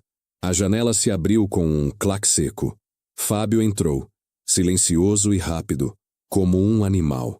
Ele tinha tirado a camiseta suja de serragem e vestia uma camisa polo escura, mas o suor na sua testa denunciava a tensão. Ele parou no centro do galpão, piscando para se acostumar com a penumbra. Ele viu a pasta preta e as pilhas de notas sobre a mesa. Eu sabia que não era sobre fotografia, ele disse, a voz baixa, quase um ronronar perigoso. O vizinho fotógrafo que só filma o quintal dos outros. Eu saí da sombra, soltando o tripé no chão, fazendo um ruído alto de metal. Fábio não se assustou. Ele apenas virou a cabeça e sorriu. Um sorriso vazio e calculista. Você não me viu, Fábio. Eu estava no anexo, mais cedo. Eu vi a sua caligrafia, o seu pequeno livro negro de planos. Eu abri a pasta e joguei o caderno de capa dura sobre a mesa, perto do dinheiro. Fábio olhou para o caderno e para as notas espalhadas. A máscara de cordialidade caiu. Seus olhos ficaram duros. Você é um intruso, Roberto. Sempre foi, ele disse, caminhando lentamente até a mesa. Ele colocou as mãos em cada lado da pilha de dinheiro, reivindicando o território. Vim aqui para fazer uma proposta de cavalheiros, antes que você faça alguma burrice legalista que nos custe a todos. Não há nada de cavalheiro em usar o meu filho como garantia para um agiota. Eu rosnei, sentindo o calor subir ao meu rosto. Fábio deu de ombros, sem se abalar. Negócios são negócios. Valério é um exagero teatral, mas ele garante a urgência que eu preciso. Fátima é previsível. Ela se livraria do imóvel para proteger o filho. Você não teria percebido nada se não fosse por essa fixação doentia que você tem. Ele pegou a maior pilha de notas. Olhe, eu sei o que você está fazendo. Você acha que está voltando como o Salvador, mas você só está aqui para limpar o seu nome. Você quer provar a Rodrigo que não é o covarde que ele imagina, certo? Eu fiquei em silêncio, deixando a acusação pairar no ar. Fábio usou o gancho. Eu vou te dar a chance de limpar o seu nome. Saia da cidade, vá embora para sempre. Eu assumo a responsabilidade por esta bagunça e garanto que Fátima e Rodrigo fiquem em paz. Como prova da minha boa vontade, eu te dou 150 mil reais em espécie. Dinheiro limpo, para você sumir da vida deles de vez. É mais do que a sua antiga empresa valeria. Ele pegou os maços de notas, segurando-os estendidos em minha direção. Um suborno para comprar minha ausência definitiva. A oferta era fria, silenciosa e humilhante. Ele estava me tratando como um mercenário de aluguel, um problema que poderia ser resolvido com uma transação. Eu olhei para o dinheiro e depois para Fábio. O valor era mais do que a dívida de Valério. Era um pagamento pela minha alma. Aceitar seria confirmar a Rodrigo que toda a minha vida era negociável, que minha paternidade era uma falha financeira. Lembrei-me do que Patrícia dissera. Ele odeia o pai que ele inventou para si. E que eu não podia mais ser o fantasma que fugia das ameaças. Obrigado pela oferta, Fábio, eu disse, com uma calma que me surpreendeu. Mas eu já estou bem servido. Eu tenho dinheiro suficiente para comprar a sua dívida e ainda alugar o seu silêncio. Eu peguei os R$ 22.000 separados e os coloquei no bolso da jaqueta, olhando diretamente para ele. Você entendeu errado, continuei. Eu não voltei para reaver o que é meu. Voltei para proteger o meu filho. Você usou o meu silêncio, a minha covardia de 25 anos atrás, para se infiltrar na minha família. Você está construindo uma casa na árvore sobre a ruína que você está prestes a causar. Fábio riu, um som sem alegria. E o que você vai fazer, Roberto? Denunciar o seu filho à polícia? Contar a Fátima que o marido dela é um vigarista endividado? Você acha que eles vão correr para te abraçar? Eles vão te culpar pelo caos que você trouxe de volta. Eles não precisam me abraçar. Eles precisam estar vivos e seguros. Respondi, pegando o caderno dele e colocando-o firmemente dentro da minha pasta. Eu estou indo resolver a sua dívida com Valério agora. Não por você, para garantir que ele nunca mais se aproxime daquela casa. O sorriso de Fábio sumiu. Ele entendeu que eu estava roubando o controle. Você é louco. Você não sabe com quem está lidando, ele sibilou. Valério não aceita estranhos. Se você se meter nisso, ele pode te dar o que você mereceu 25 anos atrás.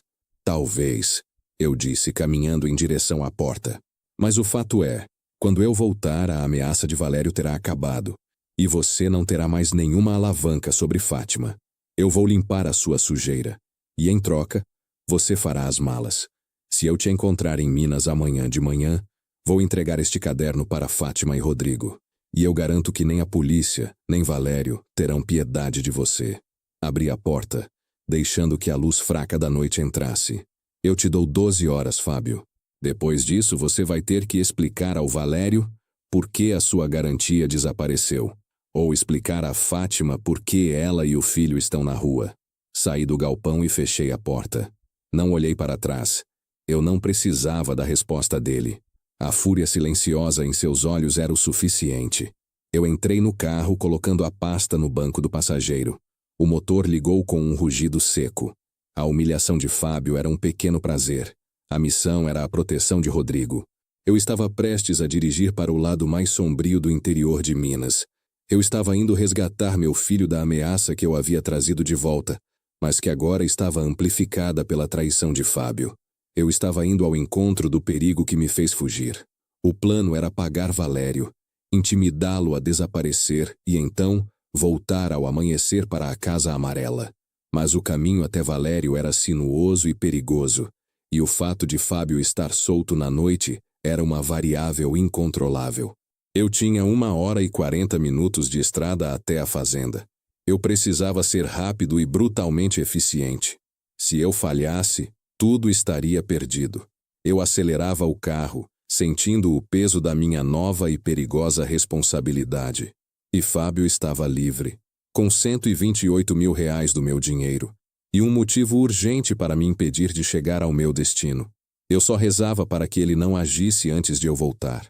A guerra havia se tornado real, e a primeira batalha era pela minha própria sobrevivência. O resgate de Rodrigo dependia disso. Eu acelerava o carro alugado pelas estradas secundárias, os faróis cortando a escuridão úmida da noite de Minas.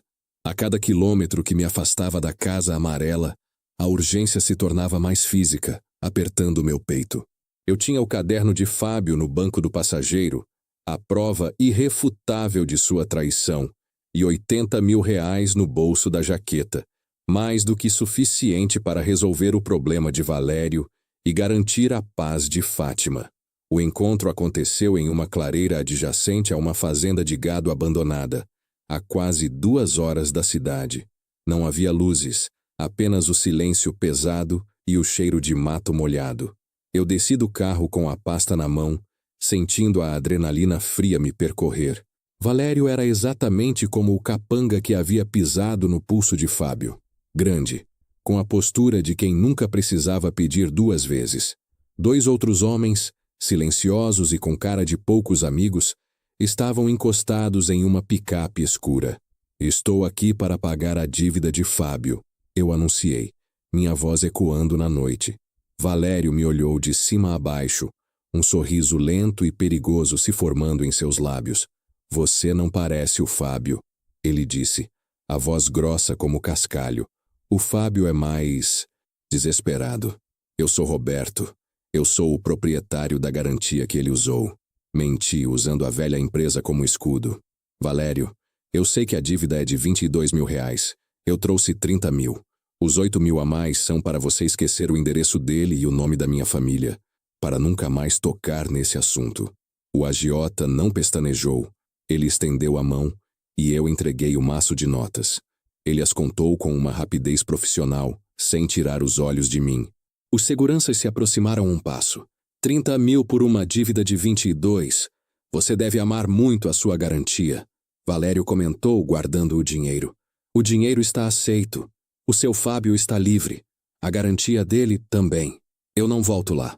Ele me olhou de forma intensa. Mas fique sabendo, Roberto. Interferir no meu negócio tem um custo que não é financeiro. O submundo tem boa memória. Você é o fantasma que voltou. Melhor que você, suma de novo antes que as pessoas certas descubram que você está se metendo onde não deve. O aviso foi claro. Eu não era mais apenas o pai que voltava. Eu era um alvo, mas eu tinha o que queria. Entendido, respondi, virando-me para o carro. Não houve aperto de mãos, apenas o clique de um metal sendo manuseado. Acelerei, sentindo o alívio esmagador do perigo imediato ter sido afastado. A dívida de Fábio estava paga, e minha família estava, pela primeira vez em 25 anos, segura. Cheguei à cidade antes do amanhecer. Estacionei o carro na rua paralela e caminhei até a Casa Amarela, o caderno de Fábio na pasta de couro, minha arma final. Entrei sorrateiramente no galpão. Fábio estava lá, sentado na minha cadeira de vigilância, a cabeça enterrada nas mãos, rodeado pelo dinheiro que eu havia deixado. Ele estava exausto e derrotado. Valério não vai incomodar mais Fátima ou Rodrigo, eu anunciei, a voz rouca pelo cansaço. Fábio levantou a cabeça, os olhos vermelhos. Ele me olhou com um ódio puro, mas impotente. Você não tinha o direito, ele sussurrou. O meu direito acabou no momento em que você colocou a vida do meu filho na mesa de Valério. Você tem 15 minutos. Pegue o seu dinheiro de jogo e desapareça de Minas. Se você estiver aqui quando o sol nascer, eu vou acordar Fátima e Rodrigo e mostrar este caderno. Você não terá tempo para fugir dos credores da capital. Fábio entendeu. Ele pegou as pilhas de notas, apressadamente, e enfiou-as em uma mochila que estava escondida no canto.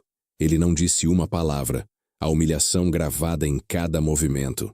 Em 10 minutos, ele havia desaparecido na escuridão da manhã. O vigarista que finalmente fugia, levando apenas o meu dinheiro e a sua derrota. Eu passei o resto da manhã limpando o galpão, tirando as minhas coisas. Não voltei a dormir. Eu havia salvado minha família, mas não havia recebido gratidão, nem perdão. A Casa Amarela permaneceu em silêncio, a paz que eu havia comprado pairando no ar. 5 dias se passaram. A cidade estava tomada por uma efervescência incomum. Era a tradicional festa de Nossa Senhora do Rosário, um evento que eu me lembrava vagamente da infância. O galpão estava vazio e limpo. Eu havia me mudado para o apartamento alugado na capital, mas voltei ao interior, estacionando o carro em um bairro distante e caminhando até a praça principal, onde a festa acontecia. Eu precisava ver, precisava testemunhar a paz que eu havia restaurado.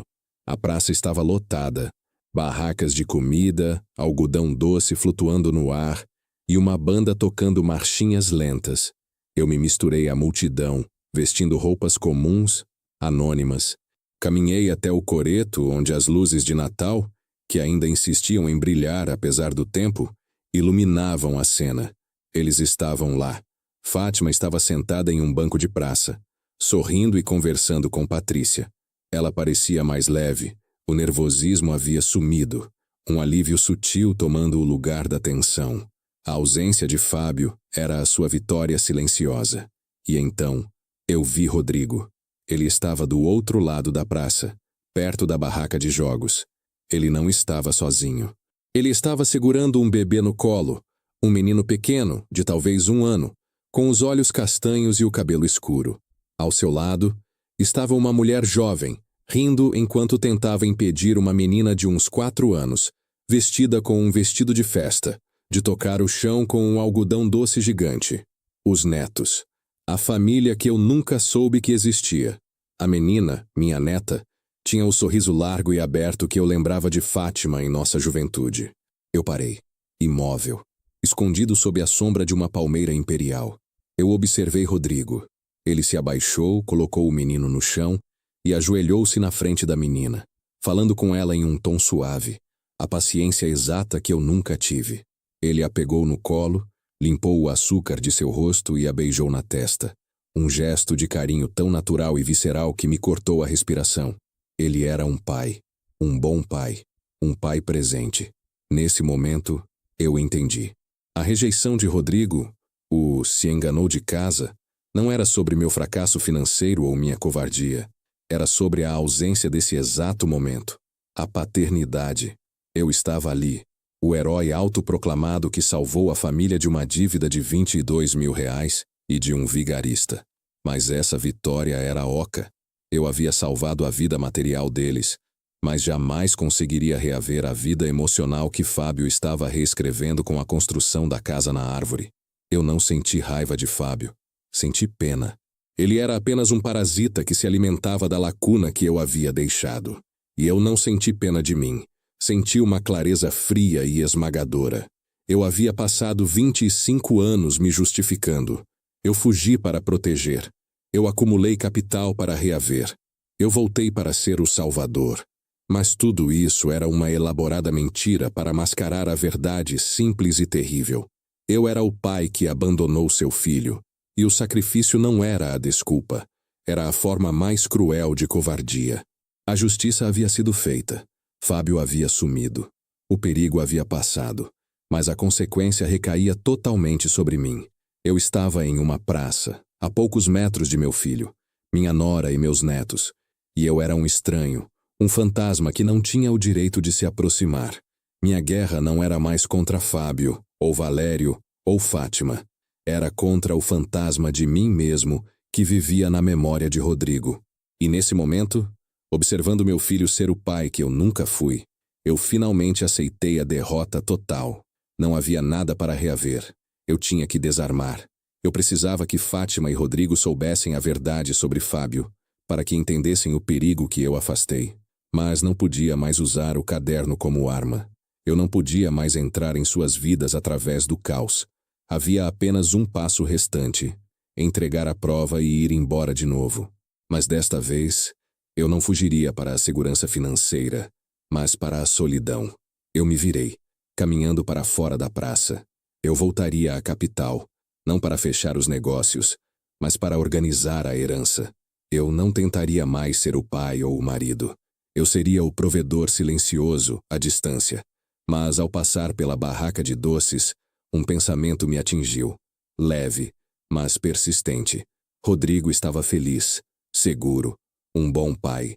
Minha ausência, ironicamente, havia permitido que ele construísse uma vida melhor, longe da minha influência caótica. O que eu havia salvado, eu não podia reivindicar. Eu precisava de uma despedida. Um último ato que não fosse de justificação, mas de entrega. Eu caminhei de volta ao centro da cidade, direto para o único hotel decente. Liguei para o Dr. Ricardo. Doutor, minha voz era calma, estranhamente serena. Não haverá mais petições legais. Não haverá mais reivindicações de posse. O plano mudou. Eu quero que você pegue a cópia do caderno de Fábio e todo o dossiê que você montou sobre a dívida. Eu quero que você os entregue pessoalmente a Rodrigo. Não a Fátima, a Rodrigo. Ricardo hesitou. E o que eu devo dizer a ele, Roberto? Diga a ele que este é o meu único pedido de desculpas. Diga que ele deve ler aquilo e entender o homem que ele não deve ser. E diga a ele que o verdadeiro sacrifício não foi a ausência, mas a incapacidade de voltar antes que o silêncio se tornasse a sua única verdade. E que eu os deixei seguros. E o que o Senhor fará agora? Eu olhei para o relógio. Era quase meia-noite. A festa estava no auge. Eu vou embora, Ricardo. Eu vou para o lugar de onde nunca deveria ter saído. Mas antes de ir, eu tenho uma última coisa a fazer na Casa Amarela. A casa na árvore, o esqueleto de madeira que Fábio e Rodrigo haviam construído estava incompleta. Eu tinha um tempo limitado para consertar o quebrado. Se eu não podia ser o pai, eu ainda podia ser o fantasma que conclui as promessas. Eu precisava de corda e madeira. E eu precisava de um prego. O prego final. Aquele que Fábio havia batido, não como triunfo, mas como um lembrete. Eu voltaria para bater o meu próprio prego. Não o prego da posse, mas o prego da memória. O prego da promessa cumprida. E eu precisava fazer isso antes que o sol nascesse e Rodrigo descobrisse a prova da traição de Fábio. Seria a única forma de encerrar a história, deixando para trás um ponto final que não fosse de amargura, mas de quietude. Eu precisava de corda e madeira, e eu precisava de um prego. O prego final. Aquele que Fábio havia batido, não como triunfo, mas como um lembrete. Eu voltaria para bater o meu próprio prego. Não o prego da posse, mas o prego da memória. O prego da promessa cumprida. E eu precisava fazer isso antes que o sol nascesse e Rodrigo descobrisse a prova da traição de Fábio. Seria a única forma de encerrar a história, deixando para trás um ponto final que não fosse de amargura, mas de quietude. Voltei para o carro e dirigi até o depósito de materiais de construção 24 horas. Comprei a corda mais grossa que encontrei, 2 tábuas de pinho lixadas e uma caixa de pregos de aço. Paguei em dinheiro apressado, ansioso para terminar a missão antes que a cidade despertasse e me flagrasse em meu ato final de intrusão. Aproximava-se o final da madrugada. O céu, ainda escuro, prometia um dia limpo e quente. Estacionei o carro na rua paralela, carregando os materiais envoltos em um lençol de borracha. Subi o muro baixo dos fundos, esgueirando-me no quintal. A mangueira imensa e antiga estava lá, e sob seus galhos escuros, o esqueleto inacabado da casa na árvore pairava como uma acusação de madeira. O cheiro de serragem e terra molhada era intenso. Amarrei a corda firmemente no galho mais baixo e grosso, garantindo que o laço estivesse seguro. A outra ponta foi fixada à tábua mais longa, criando o balanço que eu havia prometido a um menino de 4 anos, 25 anos atrás. Não era o balanço mais bonito, mas era forte, feito para aguentar o peso do tempo e, talvez, de meus netos. Subi na plataforma inacabada, sentindo o piso robusto que Fábio e Rodrigo haviam construído. Peguei a segunda tábua e a fixei na base da estrutura, no ponto mais visível, mais discreto. Não escrevi nada nela. Apenas usei o martelo e lentamente, com a precisão de um artesão que realiza seu último trabalho, bati o prego. Tum, tum, tum. O som seco do metal penetrando a madeira foi a minha confissão silenciosa. O prego final, batido não com raiva ou triunfo, mas com a quietude de quem aceita o próprio destino. Desci da plataforma deixando o balanço pronto, pendurado no galho, esperando o toque de uma criança. A única prova de minha passagem seria aquele prego fixado e o balanço que a chuva da noite lavaria. Em seguida, veio a parte mais difícil, a carta. Eu havia escrito e reescrito em minha mente centenas de vezes.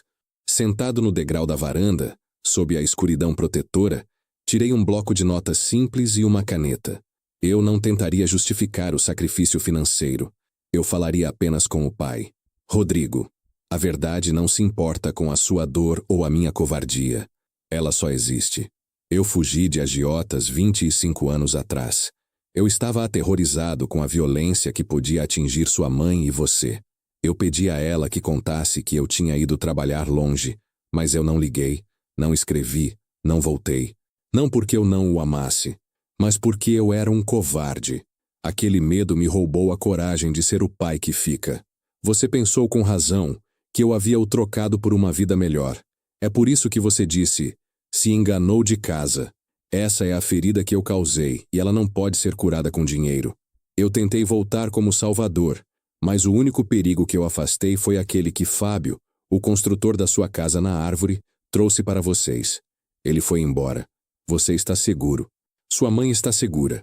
A prova está com o Dr. Ricardo. Leia e saiba que este é o meu único pedido de desculpas.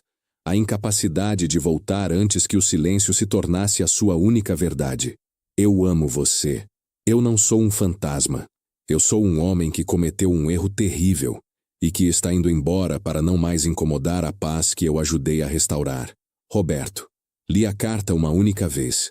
Era curta, brutalmente honesta e, pela primeira vez, desarmada. Dobrei-a cuidadosamente e caminhei até a caixa de correio da Casa Amarela. O pequeno portão de ferro rangeu levemente sob meu toque. Abri a portinhola do correio e deslizei a carta para dentro. Ela deslizou até o fundo. Um som suave e final. Deixei a Casa Amarela para trás e caminhei de volta ao meu carro. Eu não me virei.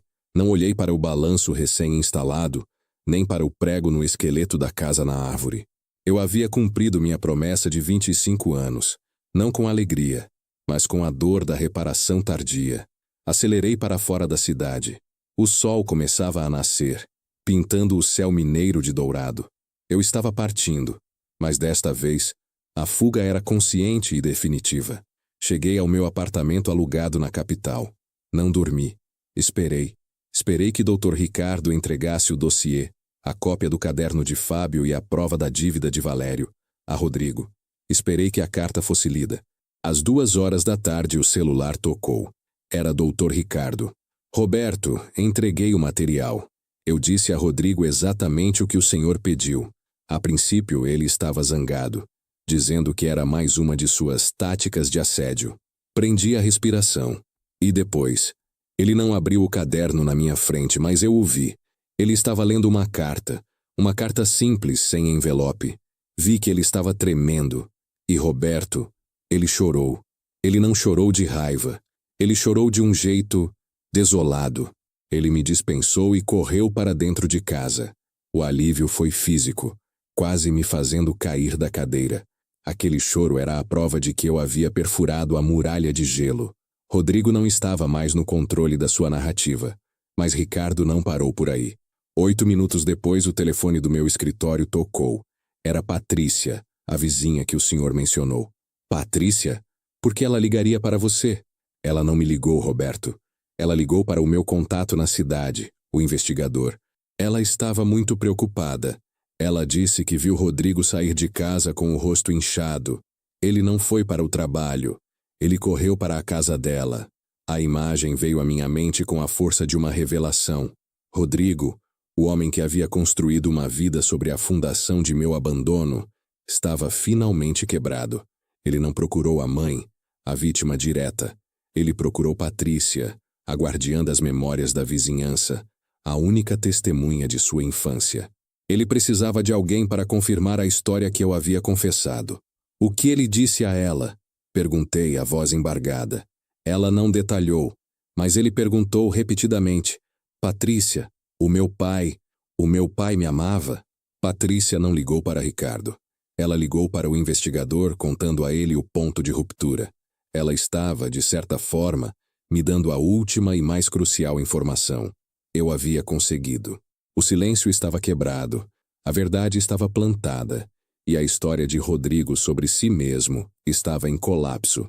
Meu filho não me via mais como o vilão que voltou para extorquir. Ele me via como o homem assustado que fugiu, mas que, no final, voltou para proteger. Obrigado, Ricardo, eu disse, desligando o telefone. A guerra havia terminado. Eu havia perdido a família, mas havia resgatado a verdade e garantido a segurança deles. Eu estava sentado sozinho em um quarto de hotel, Mas pela primeira vez em 25 anos, eu não me sentia mais um covarde. Eu tinha que deixar tudo em ordem. O meu testamento, já preparado, seria alterado. Fátima e Rodrigo receberiam cada centavo que eu havia acumulado, de forma anônima e legalmente blindada, como um fundo de segurança para meus netos. Eu estava pronto para partir para o meu exílio autoimposto, de volta aos canteiros de obra, onde a única coisa que importava era o trabalho físico e o silêncio. Eu não era mais o fantasma que precisava provar seu valor. Era o fantasma que aceitava sua ausência. Mas, ao organizar os documentos, encontrei o desenho antigo que Rodrigo havia feito da casa na árvore, aquele com o balanço impossível. Coloquei-o na minha pasta. O balanço não era mais impossível. Eu me preparei para o próximo e último voo. Eu estava pronto para sair da vida deles para sempre. Mas eu sabia que agora, o silêncio de Rodrigo não era mais de ódio, mas de luto. E o luto, diferente do ódio, se cura. E se ele me procurasse, eu precisava estar pronto para a resposta. O último ato seria de esperar. O último ato seria a prova final do meu amor. A aceitação de que eu não pertenceria mais àquela casa. Eu estava partindo, mas eu havia deixado uma porta aberta. Não a porta da posse, mas a porta da memória. Eu estava partindo, mas eu havia deixado uma porta aberta. Não a porta da posse, mas a porta da memória. Sentado no cubículo impessoal do hotel, a pasta na mesa, eu esperava pelo inevitável silêncio. Aquele choro de Rodrigo, relatado por Ricardo, era o sinal de que a verdade havia feito seu trabalho. Eu não seria perdoado, mas seria pelo menos compreendido. Eu estava prestes a ligar para o aeroporto, pronto para fechar a conta e desaparecer antes do anoitecer, quando ouvi a batida na porta. Não era o toque formal de um mensageiro, nem o toque incisivo de um funcionário do hotel. Era uma batida leve, quase hesitante. Abri a porta esperando o Dr. Ricardo. Em vez disso, estava a nora de quem eu havia vislumbrado na praça, a jovem mãe de meus netos. Ela não tinha a indiferença polida de Rodrigo, nem a resignação cansada de Fátima. Havia nela uma seriedade estudada, uma tensão que beirava a timidez. Ela não se apresentou. Também não me dirigiu a palavra. Em suas mãos havia uma peça de metal, enferrujada e gasta. Era a cópia da chave mestra do anexo da empresa, aquela que eu havia usado para invadir o escritório de Fátima e que, na pressa, deixei cair perto do portão. Ela estendeu a mão, e o metal frio tocou a minha palma. Seu Roberto, ela disse, a voz quase inaudível, mas clara. Rodrigo leu a carta, e a senhora Fátima encontrou o balanço. E esteve no correio. Esta chave não pertence mais a esta casa. A chave. O objeto de posse, o ariete que eu havia usado para forçar meu caminho de volta, estava sendo devolvido. Era a confirmação de que meu ato final havia sido percebido em sua totalidade. O balanço, a carta e a chave. Eu havia invadido, confessado e consertado. E agora era hora de partir. Aceitei a chave. Estava quente, aquecida pelo calor da mão dela, talvez pelo calor da casa amarela. Obrigada, eu murmurei. Não consegui dizer mais nada. A palavra perdão era inadequada, explicação desnecessária. Ela assentiu, um movimento breve e final, e se virou para ir embora. Eu não a segurei. Eu apenas observei enquanto ela caminhava pelo corredor. Seu silêncio não era de ódio, mas de respeito à dor do marido. Ela era a ponte entre a minha falha e a nova vida de Rodrigo. Ela era o símbolo da segurança que eu havia, ironicamente garantido com a minha ausência. Fechei a porta e olhei para a chave na minha mão. A porta não estava mais trancada com medo ou ódio, mas trancada com a certeza de que a vida deles havia seguido adiante. Eu tinha feito o que era preciso. Naquela noite, a solidão no quarto do hotel não era mais o manto pesado da vergonha, mas a quietude austera da aceitação. Eu havia fugido de Minas Gerais 25 anos antes, levado pelo medo e pela covardia, carregando a culpa e uma promessa não cumprida. Eu estava voltando agora, com a bagagem mais leve, levando apenas a certeza de que havia feito a única coisa certa. No aeroporto, entreguei os documentos finais ao Dr. Ricardo. Eu não voltaria. Ele cuidaria da fundação de segurança para os netos, de forma completamente anônima. Roberto, disse Ricardo, antes de eu passar pelo portão de embarque. Você fez uma coisa boa. Eles estão seguros. Você está em paz. Eu olhei para ele e para o advogado que só conhecia a frieza dos contratos. Pela primeira vez eu sorri. Não um sorriso de triunfo, mas de libertação. Paz? Não sei se mereço, mas estou em silêncio. Um silêncio que desta vez, Ricardo, eu escolhi. Passei pelo portão. O voo decolou ao amanhecer, me levando para o leste, para uma vida de anonimato e trabalho físico. Eu olhei para baixo, vendo a paisagem de Minas Gerais se transformar em pequenos quadrados de verde e marrom, e pensei na casa amarela. Pensei em Rodrigo, na plataforma da casa na árvore agora completa, e no balanço, que eu imaginei balançando ao vento. Eu havia perdido a família, perdido a batalha pela convivência, mas havia vencido a guerra contra o fantasma que me assombrava. O meu nome não importava. O meu dinheiro seria a herança de meus netos. E o meu sacrifício, a verdade da minha covardia, era agora o alicerce de segurança que a minha ausência havia permitido.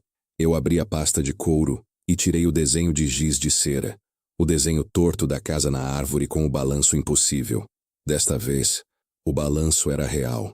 Eu o guardei como a única e suficiente prova da minha existência. Eu não era mais o pai rejeitado.